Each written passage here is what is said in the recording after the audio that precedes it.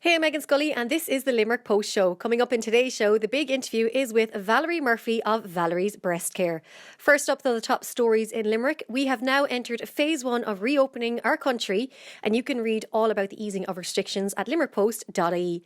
Next up to our podcast series, and Cian caught up with Liam Madden of Creatives Against Covid19. You can listen to that right now, also on our website. I suppose over the last couple of months, their lives have been kind of turned upside down by this pandemic, and especially, vulnerable women and children.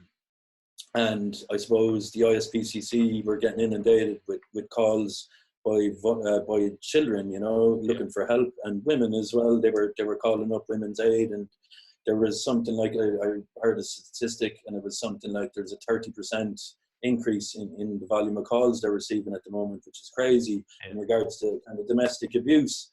So a design studio in Dublin called Richards D, they basically set up a campaign called Creatives Against COVID-19. I suppose it's a kind of reaction to the current crisis. I suppose it's a way to reframe the current crisis in a more kind of hopeful, optimistic kind of way. So Celine, from the co-founder of Richards D in Dublin, mailed me through Instagram and asked would I consider taking part, and I said absolutely.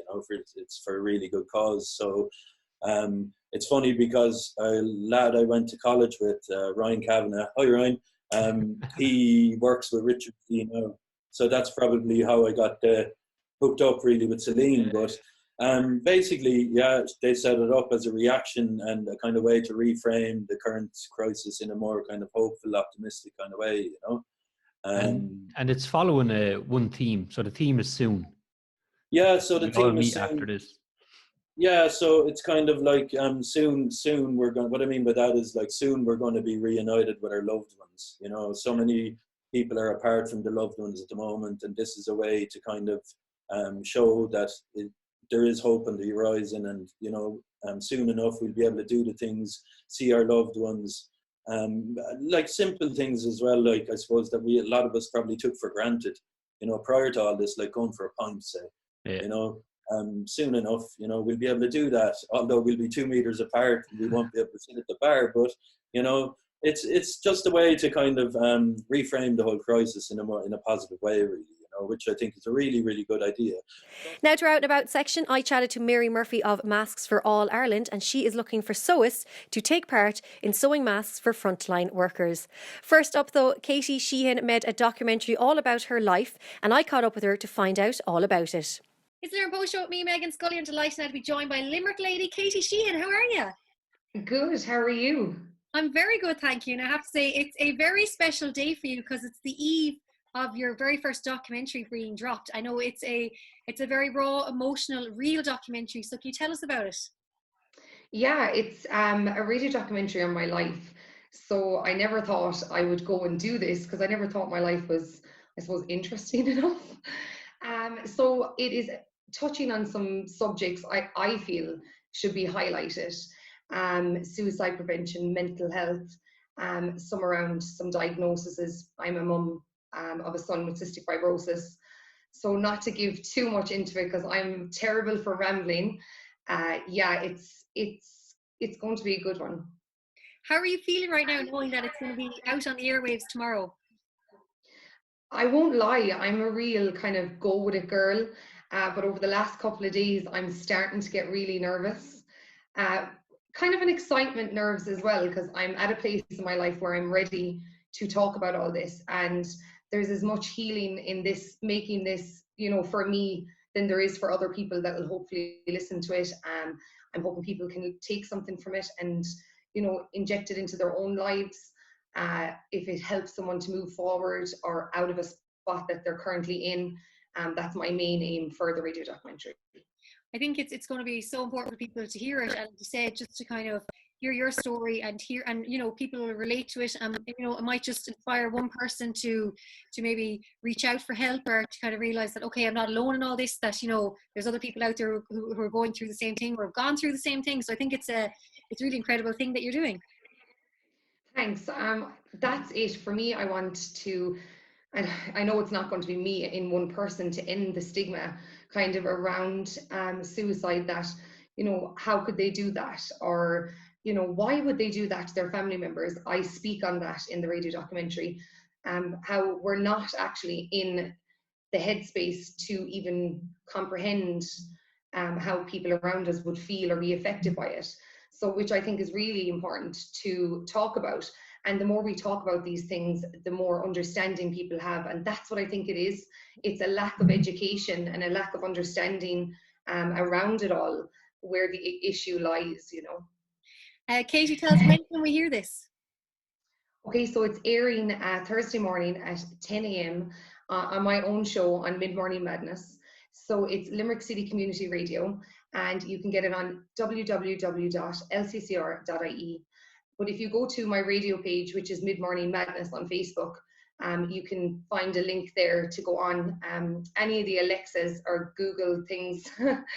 If you shout into that, you know, the name of the radio station. But I'll also podcast it to my Facebook page that evening, and hoping, you know, people will share it and listen to it and hopefully learn something from it. Now, you did say there about your own radio show, so tell us about it. I know the documentary's been played on Thursday morning, but I know that you've a lot of things that go on in the show. Yeah, I suppose when I started getting better, and, you know, I was on this healing journey where I was learning things about myself and what I liked, and I suppose I wanted a purpose for myself.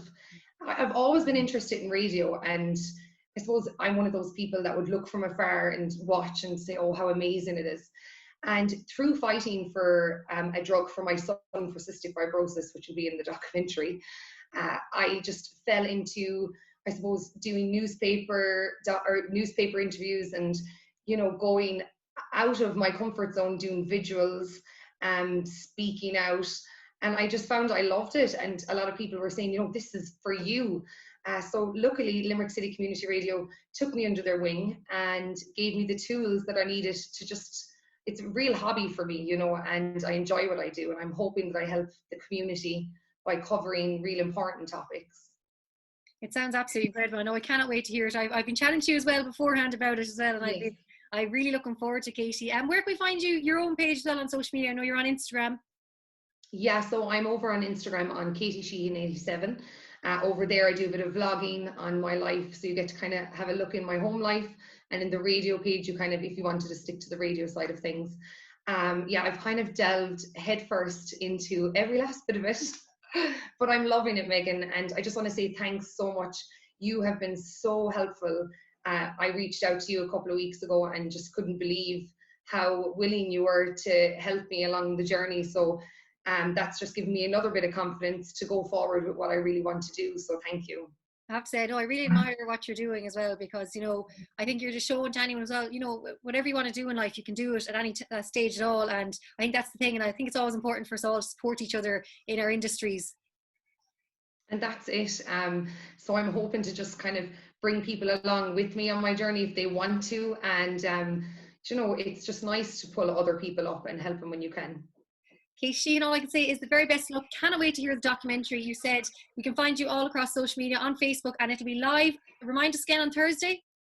At 10 a.m. and it will go all the way through till 11:30. Absolutely incredible. Katie, look, well, this is all over. We'll have to get you in studio and have a chat in real life, face to face. Oh, 100%. And I'll hold you to the cocktails. Oh, absolutely. Thanks, Katie. Thanks a million, Meghann.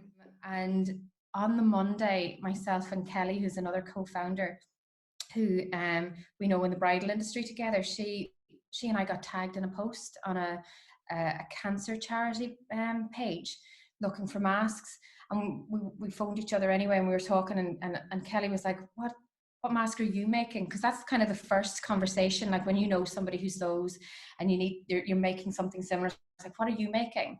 And I said, like, what I gathered was like there was maybe 3 patterns that I saw online that could be adapted, and like this one, but you do this and this, and this one, but you'd have to do this and this, and then but the best one was the one like we chose that I said to Kelly, like, I know the mask we need to make, I just have to go get the pattern sorted out, and I literally made it, videoed it. It wasn't even on paper then, it was just the video, and but it's just 3 rectangles, But it's the fact that it is, it ticks all those boxes, but it will fit 80% of the population, whereas the other ones, they don't. It's about the fit.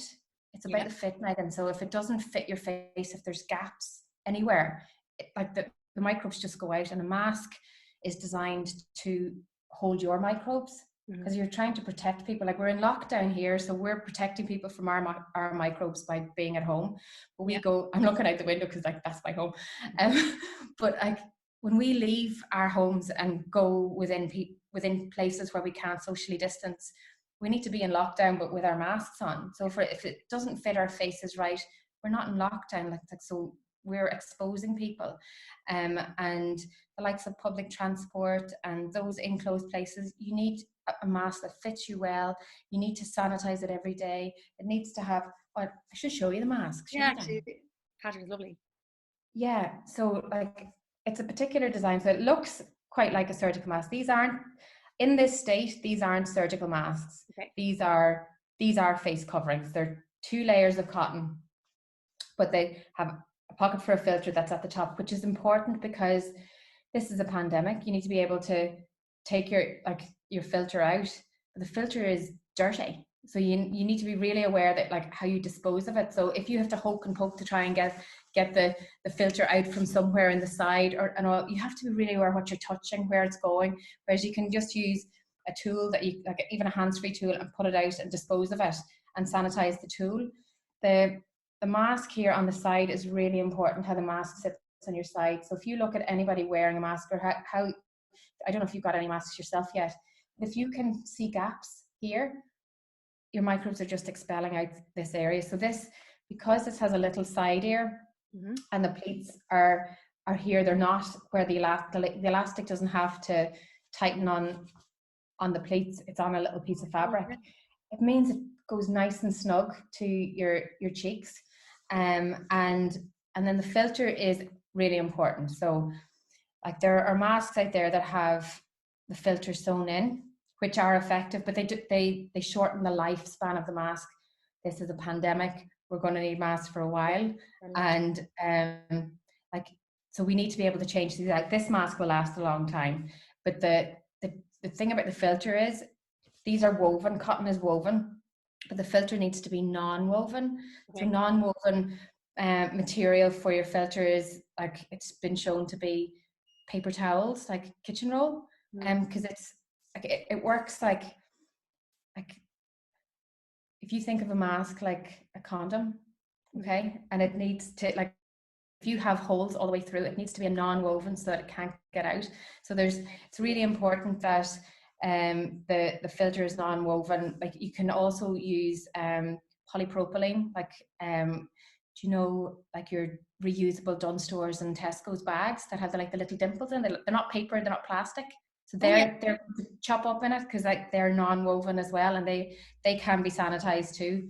But yeah, so it's how it fits and the filtration of it and where you wear it. So if you can't socially distance, you need it to fit well and to contain your microbes. It's not just covering your nose and mouth, because it's just going to go out. It's just, to keep it all contained. As well, so if other sewists that are watching want to get involved, how can they? So we have a website, it's masksforallireland.com, and there's like a little tab on it saying make mask, and you can join the Facebook group. You sign up anyway, and then you join the Facebook group, and then you're kind of like in a little hub then, wherever you are. I think it's so great as well, because I've noticed so many more people. I think, a lot of us growing up in home ec, you would have done a bit of sewing on a machine like years ago. But then I found, I don't think I've ever been on a sewing machine once I left school. So I do notice a lot more people now on social media are like going back to their sewing machines. They're taking back up something that, we should all really like. I wish I could sew myself now, and I think it's such a talented thing to have. And even things like this, not even just to be able to make masks, but to be able to do your own clothes, because we obviously can't be going shopping, and to be able to do it's such a handy thing to have. Yeah, but there's loads in the group that are like, our group is like a sewing school now, because people are starting off just buying a sewing machine and have never stitched in their lives, or who haven't in a long time, and they don't have a sewing machine. They've gone and bought sewing machines, and sewing machines are hard to come by now. But if your mom has one hiding somewhere at home, or if it's in your house, like they are pulling them out. And the thing about like the group, which is lovely, like so that it starts off with you create your first mask and you follow the pattern and you create your first mask. But how the group works as a collective is we learn together to sew it like a factory, so like with little factories of one. So you learn about the batch techniques, about how to make lots of ears all in one go and lots of bodies all in one go, and then putting them together all in one go. And like, but the biggest thing when you're starting is making your first mask, and it's getting over the fact that it'll take you 4 hours to make one. Yeah. Just because like you haven't got your head around it, and then after that, then you could make 10 an hour. Yeah, that's it. I suppose it's like a lot of things. Once you kind of it's the first time probably is kind of the hardest, the longest, and as you said, then after that they probably do it in their sleep. I say it like it's like baking a cake, because you make one cake and it takes you ages and you get it wrong, and then you go and you make your second cake and actually it's a good cake. And then if somebody asked you to make 5 cakes, you'd make them as quick as you'd make that one cake. Yeah. The room in the oven. But yeah, it's incredible, and it's amazing to hear about everyone. It sounds like you've built a lovely community as well. No, it's lovely. They're really nurturing. So we do live every day at 11 o'clock, and it's kind of, it helps kind of bring everybody together and like tell them about anything new that's coming up. But it's almost like having a cup of coffee with your friends too. You kind of forget like actually that you're like the things that we are doing together. Like it's just like chatting with your friends, and then everybody goes off and sews or organizes, and like it's that the whole thing isn't just about us sewing in the group, because it's a crowd-sourced product. It's donated time, it's donated money, it's donated fabrics, it's donated delivery. So we use like the Biker Marshals or Bravo Charlie Tango to get the masks to where they need to go. And our priority is those who are working and volunteering among the vulnerable. So it's like care home staff, or it's those who are working in community-based care. They are definitely our priority, and anybody else then that comes after that then is done on a as we can do basis. But they are our priority, because that's where we know we can save lives by being that gap where the consistent supply hasn't always been. Welcome to the Limerick Post Show with me, Meghann Scully. I'm delighted now to be joined by Valerie Murphy of Valerie's Breast Care. Thank you so much for chatting to us on the show. Thank you for having me, Meghann. Now, do tell us about Valerie's Breast Care and what it is and how it started out. So I started out 7 years ago. I trained in America, and when I came back to Limerick, I set up the service. And the service comprises of a number of things. One, I provide the breast prostheses, mastectomy bras, there's a few behind me here, and mastectomy swimwear to women who have had breast cancer surgery. So if they've had surgery any time in their lifetime, they would need specialized bras, and I look after them for that. So I've been doing that, but I also give a lot of talks at events in the communities, and I'm always saying to women, be breast aware and practice good breast health. And I think that's really important, especially right now. We're in lockdown and mammograms are not taking place. I know there's going to be an absolutely phenomenal backlog when they do get back up and running. It's obviously, it's very frightening for a lot of women. And I know you shared a blog about this. Can you tell us more about it? So I'm actually one of the statistics on this. I would have been due my mammogram around this month, or maybe in June. And it was only last week that I just thought, oh my God, I didn't get my letter, the invitation letter from Breast Check. And then, of course, it was on the news and everything that the mammograms had been postponed. So I suppose the word postponed is important, that we will have them, but just going to be delayed.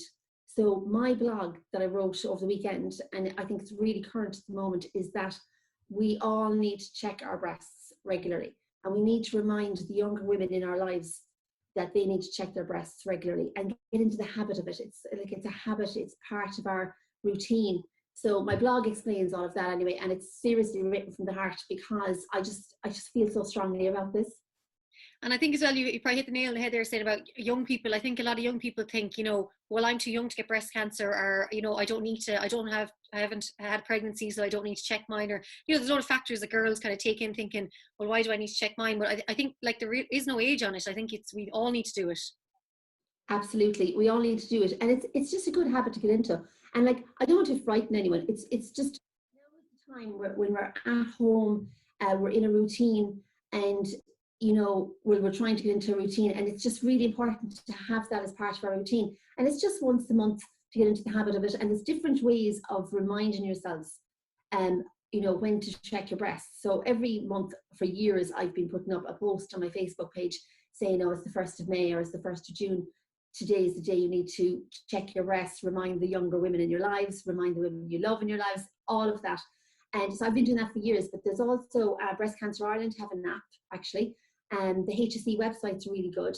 And a group of girlfriends that get together in a WhatsApp group, that's a really good way to remind somebody as well. So it's all in the blog, and it's just a really good example of getting this message out there, I think.